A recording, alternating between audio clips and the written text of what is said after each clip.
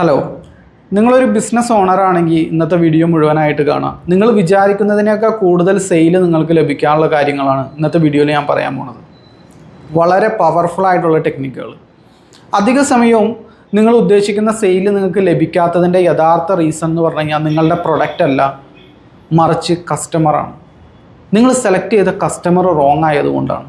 അധിക ആളുകളും സെയിൽ വർദ്ധിപ്പിക്കണം എന്ന് ആഗ്രഹിക്കാൻ നേരത്തെ അവർ പ്രൊഡക്റ്റിലേക്കാണ് അവരുടെ ഫോക്കസ് മുഴുവൻ. അതിനെന്തെങ്കിലും ഷേപ്പിൽ വ്യത്യാസം വരുത്താൻ പറ്റുമോ, പാക്കേജിങ് നല്ല രീതിയിലാക്കാൻ പറ്റുമോ, പുതിയ ട്രെൻഡി ആയിട്ടുള്ളത് കൊണ്ടുവരാൻ പറ്റുമോ, ഇത്തരത്തിലുള്ള ആ പ്രൊഡക്റ്റിനെ മാത്രം ബേസ് ആ പ്രൊഡക്റ്റ് വരെ രക്ഷിക്കൂ എന്നുള്ള ഒരു വിശ്വാസത്തിലാണ് മിക്ക സംരംഭകരും മുമ്പോട്ട് പോയിക്കൊണ്ടിരിക്കുന്നത്. എന്നാൽ യഥാർത്ഥത്തിൽ നമ്മൾ സ്റ്റാർട്ട് ചെയ്യേണ്ടത് നമ്മുടെ ഓഡിയൻസിലാണ്. നമ്മൾ ആരെയാണ്, ഏത് വിഭാഗത്തെയാണ് സെർവ് ചെയ്യാൻ ഉദ്ദേശിക്കുന്നത്, ഇത് ബേസ് ചെയ്തിട്ടായിരിക്കണം നമ്മൾ ബാക്കിയെല്ലാം ബിൽഡ് ചെയ്യേണ്ടത്, ഇൻക്ലൂഡിങ് നിങ്ങളുടെ പ്രൊഡക്റ്റ് ഓർ സർവീസ്. ഈ അടിത്തറ എന്ന് പറഞ്ഞാൽ ഒരിക്കലും പ്രൊഡക്റ്റ് അല്ല. പലരും തെറ്റിദ്ധാരണ പ്രൊഡക്റ്റാണ് അടിത്തറ, ബാക്കിയെല്ലാം അതിൻ്റെ മേളിലാണ് ബിൽഡ് ചെയ്ത് തന്നെയാണ്. അത് തെറ്റാണ്. ഓഡിയൻസാണ് നിങ്ങൾ സെർവ് ചെയ്യാൻ ഉദ്ദേശിക്കുന്ന വിഭാഗം, പൊട്ടൻഷ്യൽ കസ്റ്റമേഴ്സാണ്, നിങ്ങളുടെ ടാർഗറ്റ് ഓഡിയൻസാണ്, ഐഡിയൽ കസ്റ്റമറാണ്. ഏത് ലാംഗ്വേജ് വേണമെങ്കിലും നിങ്ങൾക്ക് യൂസ് ചെയ്യാം. ആ വിഭാഗ ആളുകളാണ് ബേസായിട്ട് വരേണ്ടത്. അതിൻ്റെ മേളിലാണ് അവർക്ക് വേണ്ടിയിട്ടാണ് പ്രൊഡക്റ്റ് ഇറക്കേണ്ടത്. നമ്മളുടെ പ്രൊഡക്റ്റിന് വേണ്ടിയിട്ട് ആളുകൾ അന്വേഷിച്ച് കിടക്കില്ല, ആളുകൾക്ക് വേണ്ടിയിട്ട് പ്രൊഡക്റ്റ് ഉണ്ടാക്കാം. നമ്മൾ ആദ്യം ഒരു താഴ് ഉണ്ടാക്കുന്നു, എന്നിട്ട് ആ താഴ് തുറക്കാനുള്ള താക്കോൽ ഉണ്ടാക്കുന്നു. ഒരു താക്കോൽ ഉണ്ടാക്കി വെച്ചിട്ട്, ഒരു പ്രൊഡക്റ്റ് ഉണ്ടാക്കി വെച്ചിട്ട് അത് തുറക്കാനുള്ള താഴ് അന്വേഷിച്ച് ഓടി നടക്കരുത്. അപ്പോൾ ഒരിക്കലും നമുക്ക് മീറ്റ് ചെയ്യാനായിട്ട് സാധിക്കില്ല. ആദ്യത്തെ ബേസ് എന്ന് പറഞ്ഞു കഴിഞ്ഞാൽ ആർക്ക് വേണ്ടിയിട്ടുള്ളതാണ് എൻ്റെ പ്രൊഡക്റ്റ്. ഇപ്പോൾ ക്ലോത്തിങ് ബിസിനസ്സിൻ്റെ ഉദാഹരണം എടുക്കാം. ക്ലോത്തിങ് ബിസിനസ് ഒരുപാട് പേര് സ്റ്റാർട്ട് ചെയ്തിട്ടുണ്ട്, ഒരുപാട് പേര് ഓൺലൈനിൽ ക്ലോത്തിങ് ബിസിനസ് ചെയ്യുന്നുണ്ട്.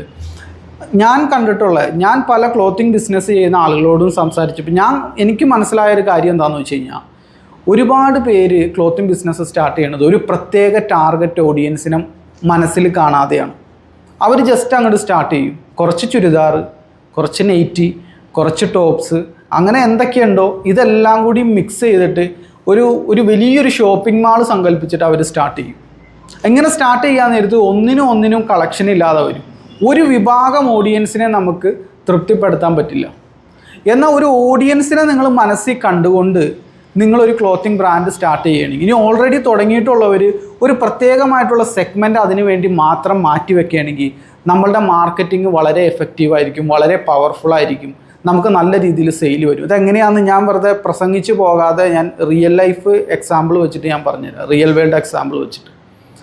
ഇപ്പം നിങ്ങൾ ടാർഗറ്റ് ചെയ്യുന്നത് ചുമ്മാ നിങ്ങളുടെ ഒരു ക്ലോത്തിങ് ബ്രാൻഡ് ഒരു ടോപ്പിൻ്റെ പടം വെച്ചുകൊണ്ട്, ലേഡീസിൻ്റെ ടോപ്പിൻ്റെ പടം വെച്ചുകൊണ്ട് നിങ്ങളൊരു പരസ്യം സ്റ്റാർട്ട് ചെയ്യണമെന്ന് വിചാരിക്കും. ഈ പരസ്യം കാണുന്ന അധിക പേരും ഈവൻ ആ പ്രൊഡക്റ്റ് അവർക്ക് യൂസ്ഫുൾ ആണെങ്കിൽ കൂടിയും ഇഗ്നോർ ചെയ്ത് കളയും. കാരണം അധിക കസ്റ്റമേഴ്സിൻ്റെ മനസ്സിൽ സംശയങ്ങൾ വന്നോളും.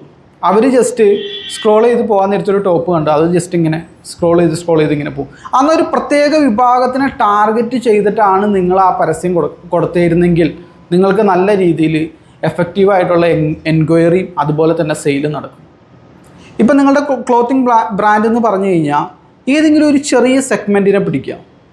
ഇപ്പോൾ ടീൻ ഗേൾസ് ആണെങ്കിൽ ടീൻ ഗേൾസിന് വേണ്ടിയിട്ട് മാത്രമുള്ളത്, വർക്കിംഗ് വുമൺ ആണെങ്കിൽ അവർക്ക് വേണ്ടിയിട്ട് മാത്രമുള്ളത്. ഇപ്പോൾ ഇത് പറയുമ്പോൾ നിങ്ങളൊരു പക്ഷേ ചോദിച്ചേക്കാം, ഇതിപ്പോൾ എല്ലാവർക്കും കൂടെ അങ്ങനെ ഇന്ന ആളെന്നൊന്നുമില്ല. പക്ഷെ നമ്മൾ ടാർഗറ്റ് ചെയ്യണം, നമ്മൾ ഒരു പ്രത്യേക നീഷിൽ ഫോക്കസ് ചെയ്യണം, എന്നാലാണ് നമ്മളുടെ പരസ്യം വർക്കൗട്ട് ആവുള്ളൂ. എനിക്ക് വേണ്ടി പ്രത്യേകമായിട്ട് എന്താണുള്ളതെന്ന് നോക്കിയിട്ടാണ് എല്ലാവരും നടക്കുന്നത്. നിങ്ങളും അങ്ങനെ തന്നെയാണ് നടക്കുന്നത്. ഈവൻ ഈ വീഡിയോ ക്ലിക്ക് ചെയ്തത് പോലും അതുകൊണ്ടാണ്. നിങ്ങളുമായിട്ട് എന്തൊക്കെയോ ഇതിന് കണക്ഷൻ ഉണ്ട്, അതുകൊണ്ടാണ് ക്ലിക്ക് ചെയ്യുന്നതും കാണുന്നതും. ചിലപ്പോൾ നിങ്ങൾക്ക് ബിസിനസ് ഉണ്ടായിരിക്കും. അപ്പോൾ റെലവൻസി വലിയൊരു ഘടകമാണ്. ഇതെനിക്ക് വേണ്ടിയിട്ടുള്ളതാണോ എന്നുള്ള ചോദ്യം കസ്റ്റമറുടെ മനസ്സിൽ വരുമ്പോൾ തന്നെ ഇത് നിങ്ങൾക്ക് വേണ്ടിയിട്ടുള്ളതാണ് എന്ന് നമ്മൾ പറയണം. നമ്മളുടെ പരസ്യങ്ങളിലൂടെ, നമ്മളുടെ മാർക്കറ്റിങ്ങിലൂടെ പറയണം. ഇല്ലെങ്കിലുള്ള പ്രശ്നം എന്താണെന്ന് വെച്ച് കഴിഞ്ഞാൽ, ഒരുപാട് നിങ്ങൾക്ക് തലവേദന സൃഷ്ടിക്കുന്ന യൂസ്ലെസ് ആയിട്ടുള്ള കുറേ കസ്റ്റമേഴ്സ് നിങ്ങളെ അന്വേഷിച്ച് വരും. അവർ നിങ്ങളെ വന്ന് നിങ്ങളുടെ ടൈമും വേസ്റ്റ് ചെയ്യും. ഇൻ കേസ് അവർ പർച്ചേസ് ചെയ്താൽ തന്നെ ഒരുപാട് പ്രശ്നങ്ങളും കാര്യങ്ങളുമായിട്ട് അവർ വരും. ലാസ്റ്റ് റീഫണ്ട് കൊടുത്ത് തലവേദന ശല്യം പോട്ടെ എന്നുള്ള രീതിയിൽ നമ്മൾ ഒഴിവാക്കേണ്ടതായിട്ട് വരും. ഇതിൻ്റെ മെയിൻ പ്രശ്നം എന്താണെന്ന് വെച്ച് കഴിഞ്ഞാൽ നിങ്ങളൊരു പ്രത്യേക വിഭാഗത്തെ ടാർഗറ്റ് ചെയ്യാത്തത് കൊണ്ടാണ്. ഒരുപാട് ആളുകൾ കൺഫ്യൂസ്ഡ് ആയിട്ട് വരും. ഈ കൺഫ്യൂഷൻ പാടില്ല. പരസ്യങ്ങൾ വർക്കൗട്ട് ആവുന്നതിൻ്റെ ഒന്നാമത്തെ മെയിനായിട്ടുള്ള അടിത്തറ എന്ന് പറഞ്ഞു കഴിഞ്ഞാൽ ആ പരസ്യം കാണുന്ന ആൾ നമ്മളുടെ ടാർഗറ്റ് ഓഡിയൻസിൽ പെട്ടതല്ലെങ്കിൽ അവരപ്പം തന്നെ അവിടെ നിന്ന് തന്നെ ഒഴിഞ്ഞു പൊക്കോളും. വെറുതെ നമ്മളെ കോൺടാക്ട് ചെയ്ത് നമ്മളുടെ പ്രൊഡക്റ്റോ സർവീസോ എടുത്ത് ഇനി അതിനുശേഷം നമുക്ക് കുറേ തലവേദന സൃഷ്ടിക്കാൻ പാടില്ല. നല്ല പരസ്യങ്ങളെല്ലാം തന്നെ നമുക്ക് വേണ്ടാത്ത ആളുകൾ അപ്പം തന്നെ അകറ്റും, റിപ്പൽ ചെയ്ത് കളയും, ഒഴിവാക്കി കളയും. അങ്ങനെ കളയണം. ആ രീതിയിലായിരിക്കണം നിങ്ങൾ പരസ്യം ഡിസൈൻ ചെയ്യേണ്ടത്. അതിൻ്റെ ഏറ്റവും ബേസിക് ആയിട്ടുള്ള കാര്യമാണ് റൈറ്റ് ഓഡിയൻസ് എന്നുള്ളത്. ഒന്നാമത്തെ ഇതാണ്. ഞാനിവിടെ എൻ്റെ സ്ഥാപനത്തിലൊക്കെ ഈ ഡിജിറ്റൽ മാർക്കറ്റിംഗ് കഴിഞ്ഞിട്ടുള്ള മാർക്കറ്റിംഗ് പഠിച്ചു വരുന്ന കുട്ടികളെ ഇൻ്റർവ്യൂ ചെയ്യാൻ നേരത്തെ ഞാൻ അവരുടെ അടുത്ത് ചോദിക്കാറുണ്ട്, ഒരു പരസ്യം, ഒരു മാർക്കറ്റിങ്ങിൻ്റെ ഒരു എന്തും ആയിക്കോട്ടെ, ഒരു പരസ്യത്തിൻ്റെ ഒരു പീസ് വർക്കൗട്ട് ആവണമെങ്കിൽ ആദ്യം നമ്മൾ ശരിയാക്കേണ്ട കാര്യം എന്താണ്? ഒരു പല കാര്യങ്ങൾ പറയും. ഫേസ്ബുക്കിൽ അവയർനെസ് ക്യാമ്പയിൻ കൊടുക്കാൻ പാടില്ല, ലീഡ്സ് ക്യാമ്പയിൻ കൊടുക്കണം, സെയിൽസ് ക്യാമ്പയിൻ കൊടുക്കണം. ടെക് വശങ്ങളാണ് അവർ പറയുന്നത്. ടെക് വശങ്ങളും അധിക പേരും 99% ആളുകളും ഈ ടെക് വശങ്ങളാണ് പറയുന്നത്. അപ്പോൾ ഞാൻ ചോദിക്കാറുണ്ട്, നമുക്ക് എൻക്വയറി വരുന്നുണ്ട് പക്ഷേ സെയിൽ നടക്കണില്ല, അപ്പോൾ അവിടെ എന്താ ചെയ്യുക? അവിടെയും ഇവർ പറയുന്നത് ഈ ടെക് വശങ്ങളാണ്.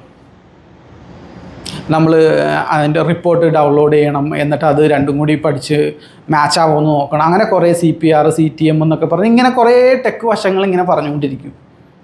റിയൽ റീസൺ എന്ന് പറഞ്ഞു കഴിഞ്ഞാൽ ആ പരസ്യം കാണുന്ന ആൾ കാണേണ്ടവർ തന്നെയാണോ കണ്ടേക്കുന്നത് എന്ന ചോദ്യമാണ് ആദ്യം ചോദിക്കേണ്ടത്. റൈറ്റ് ഓഡിയൻസിലേക്കാണോ പരസ്യം പോയേക്കുന്നത്? ഇനി ഇൻ കേസ് ആക്സിഡൻ്റലി അത് റൈറ്റ് ഓഡിയൻസിലേക്കല്ല പോയേക്കണത്, റോങ് ഓഡിയൻസിലേക്ക് ആക്സിഡൻ്റലി ഒരു 20% റോങ് ഓഡിയൻസിലേക്കും അത് പോയിട്ടുണ്ടെങ്കിൽ അവിടെ വെച്ചിട്ട് തന്നെ ആ റോങ് ഓഡിയൻസിനെ റിപ്പൽ ചെയ്ത് കളഞ്ഞോളാം. അതായത് നമ്മളവർ കോൺടാക്ട് ചെയ്യാൻ നിൽക്കരുത്. ഇതൊരു പക്ഷേ മോഡേൺ ടെക്നോളജിക്ക് നമ്മളെ ഹെൽപ്പ് ചെയ്യാൻ സാധിച്ചോളണമെന്നില്ല. ഇപ്പോൾ മെറ്റയാണെങ്കിലും ഗൂഗിളാണെങ്കിലും അതിൻ്റെ ടെക്നോളജിക്ക് ഒരു പക്ഷേ ചില സമയത്ത് അതിനൊക്കെ ലിമിറ്റേഷൻ ഉണ്ട്. നമ്മൾ ഉദ്ദേശിക്കാത്ത ആളുകളിലേക്ക് പോകാൻ സാധ്യതയുണ്ട്. ഇൻ കേസ് പോയാൽ തന്നെ അവർ നമ്മളെ കോണ്ടാക്റ്റ് ചെയ്യാൻ പാടില്ല. അതുകൊണ്ടാണ് ഒരു പ്രത്യേക വിഭാഗത്തിനെ ടാർഗറ്റ് ചെയ്തിട്ട് പരസ്യം കൊടുക്കാൻ നേരത്ത് പരസ്യങ്ങൾ എഫക്റ്റീവ് ആവും. ഇത് ചില സംരംഭകരുടെ മനസ്സിൽ വരുന്നൊരു സംശയം എന്താണെന്ന് വെച്ച് കഴിഞ്ഞാൽ, ഇത് നമ്മൾ മാർക്കറ്റ് ലിമിറ്റ് ചെയ്യല്ലേ എന്നാണ് അവർ ചോദിക്കുന്നത്. വലിയൊരു പൂളാണെങ്കിൽ ഒരുപാട് ആളുകളിലേക്ക് അത് ചെല്ലുകയാണെങ്കിൽ ഒരുപാട് പേര് അത് കാണുകയും ഒരുപാട് പേര് നമ്മളുടെ കസ്റ്റമറായിട്ട് വരെയും ഒരുപാട് സെയിൽ നമുക്ക് കിട്ടൂലേ എന്ന് ചിലർ ചോദിക്കാറുണ്ട്. ഒരു തെറ്റായിട്ടുള്ള, നമ്മുടെ നാച്ചുറൽ തിങ്കിങ്ങിന് ഓപ്പോസിറ്റായിട്ട് കാര്യങ്ങൾ ചെയ്യുമ്പോഴാണ് മാർക്കറ്റിങ്ങിൽ പലതും വർക്കൗട്ട് ആവുന്നത്.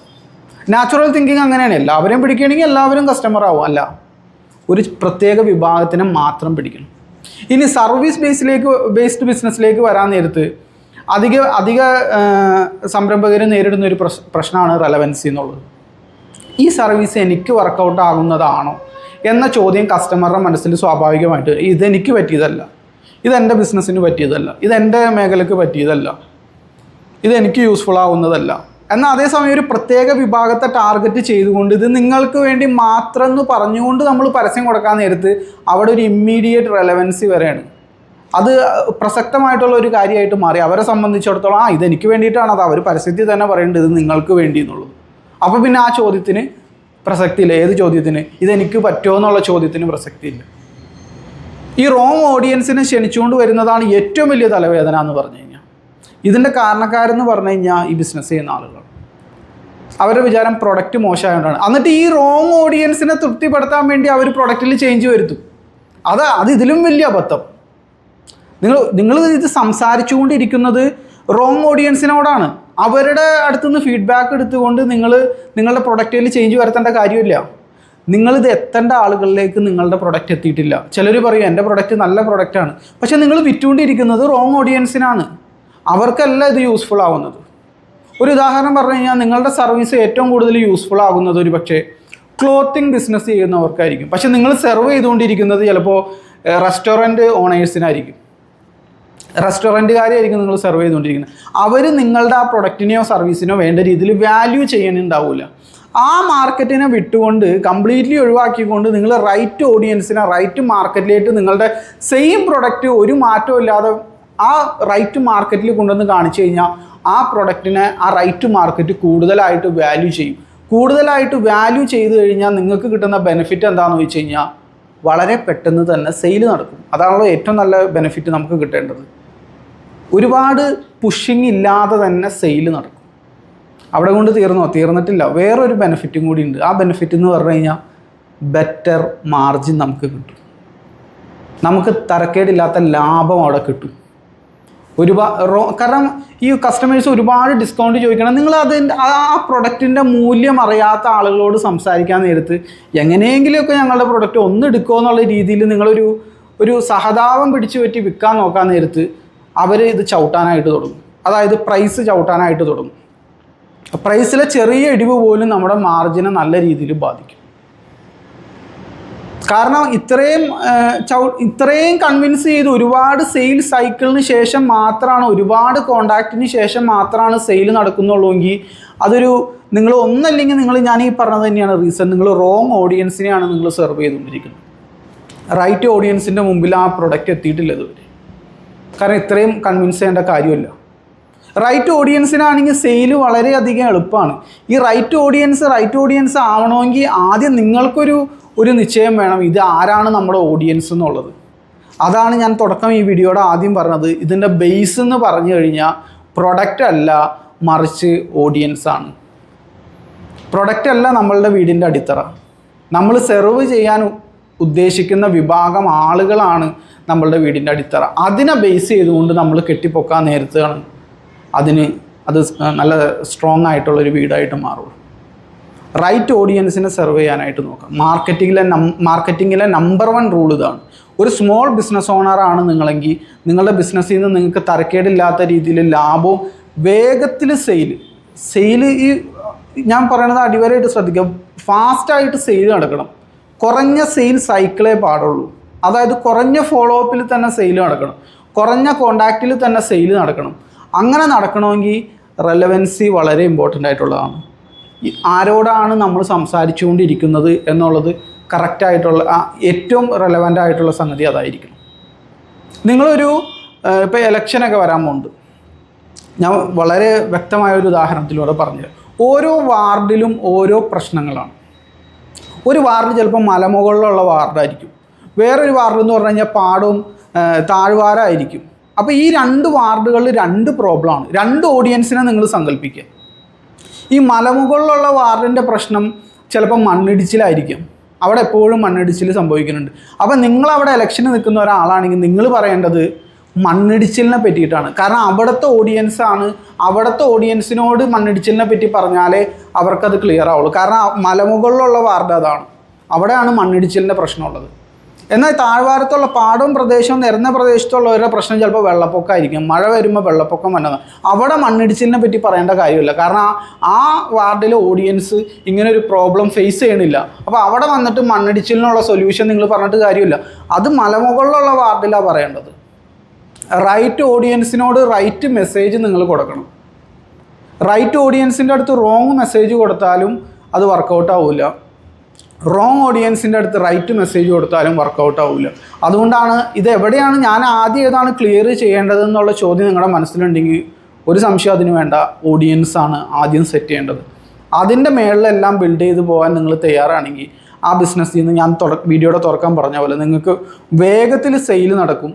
വളരെ ഇമ്പോർട്ടൻ്റ് ആണ്. നിങ്ങൾ ഉദ്ദേശിച്ച വിലയ്ക്ക് അത് വിൽക്കാൻ പറ്റും. വേറൊരു രീതിയിൽ പറഞ്ഞു കഴിഞ്ഞാൽ നിങ്ങൾക്ക് നല്ല രീതിയിൽ മാർജിൻ കിട്ടും, ലാഭം കിട്ടും. ചെറിയ സെയിൽസ് വോളിയത്തിൽ തന്നെ ആ ബിസിനസ് നമുക്ക് നല്ല രീതിയിൽ റൺ ചെയ്യാനായിട്ട് സാധിക്കും. ഇതാണ് ഓഡിയൻസ് ആരാണെന്ന് സെറ്റ് ചെയ്താലുള്ള ഗുണം.